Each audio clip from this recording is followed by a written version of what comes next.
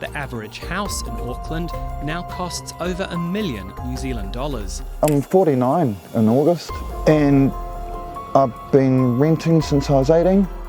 What's happening here is not actually a housing crisis. It's a human rights crisis. New Zealand, the country of kindness, equality, love of neighbour. These are some of the values that have been put forward by our leaders over the past 5 or so years. However, when it comes to housing, one of the most important things that human beings can have is becoming less and less affordable for a New Zealander to own our own home. In 2017, the median price for a house was around $500,000. 5 years later, that price has increased to $880,000. That's a 75% increase, almost double that amount. And I know math isn't the most exciting subject, but I do want to do a little bit of quick math. So let's say you're the average individual New Zealander who has a dream of buying their own house. Everyone's got their dream, right? So the average salary in New Zealand is around $60,000 per year. Then, of course, we have to take into account tax. So we shave off tax of, rounded up, $12,000. So we have $48,000 left over of income after tax. So the average house price in New Zealand, as we just said, is $880,000. Interest to pay to get that house is around 5% right now. So 5% of $880,000 is $44,000 every year of interest alone.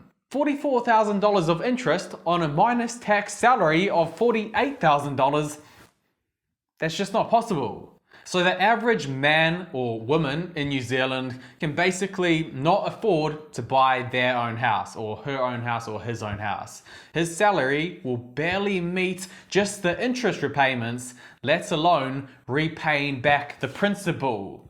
New Zealand, we have a huge housing crisis on our hands.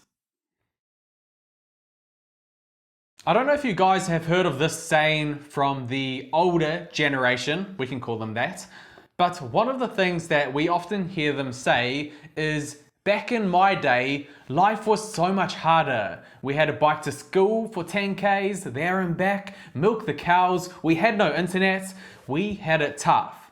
And yes, that's true, they did have it tough, but the one thing that they didn't have it tough on, however, was buying a house. That's why often in their early 20s, they would purchase their first house, and it would often be a decent one, and they would have a little family. Even just 20 years ago, house prices averaged $175,000. Now granted, income levels were lower back then, but still, that's just over 3 times more affordable back then to what they are today, based on income levels and inflation. So for the young person in New Zealand, or just anyone who is looking to enter into the housing market, it's becoming increasingly harder and less possible to do so.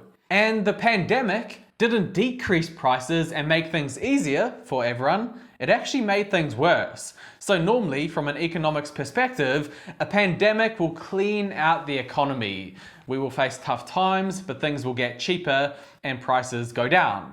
However, this recent pandemic, the opposite has happened. Prices have got more expensive.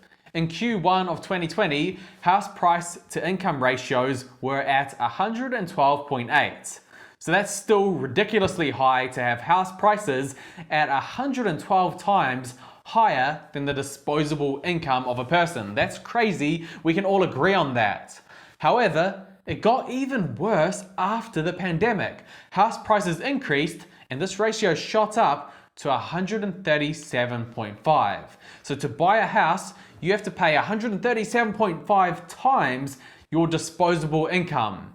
This is one of the worst house price to income ratios in the entire world. So the question becomes, how can we solve this? I want to address this from 2 perspectives.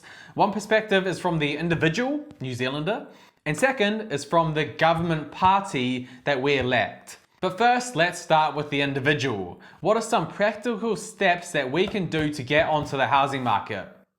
So first thing is we have to start by looking at houses on the outskirts and at poorer regions.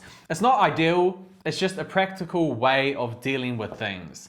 The reality is that Auckland is by far the most expensive area in New Zealand. The average price of a house there is $1.2 million. That's almost double that of other areas like Canterbury, Taranaki, or Manawatu. So Auckland is going to be very hard to buy in unless you look at the cheaper areas of Auckland like Gleneden, like Grafton, and other areas in South Auckland. So that's just a practical piece of advice. Look at areas that may not be your ideal place to buy, but start low and then move up. Second, you may have to do it in a group. I mean, based on the average income, you're probably going to need a partner. So all of the single ones out there, make sure you find yourself a partner who's got a lot of money. Okay, I'm just kidding. But yeah, you may need a partner to buy a house, or you may need to go in on a house with some close friends. These are just some practical steps that may need to be taken. Third, you can get a piece of land and build a tiny house. Again, it's not ideal, but it's getting yourself onto the ladder and then building up from there. The last thing that you could try do is find a side income. There's a lot of different ways to make money in this day and age. So maybe in your spare time, why not try an alternative way of making extra money? It's harder and harder for the average person to own a house. If you do want to own one, don't be average and do things differently. So that's from an individual point of view, some practical but harder steps of how you may want to get onto the market. Next, I want to look at things from a political point of view. I normally don't like being that political, but we need to vote for parties that have policies helping this housing crisis.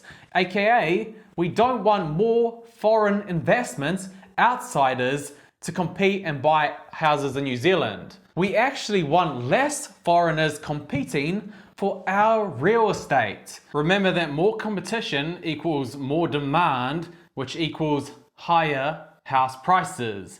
But the other end to that stick is that higher supply helps lower the prices. So we need policies that are encouraging builders and developers as much as possible. It may not bring the price of houses down necessarily, but at least it could slow the growth in prices, maybe even keep them flat if we're being optimistic. In 2022, over 39% of residential properties were sold for over $1 million New Zealand dollars. We're now at a point where we're the 9th most expensive housing market in the world, and it's high time we did something about it.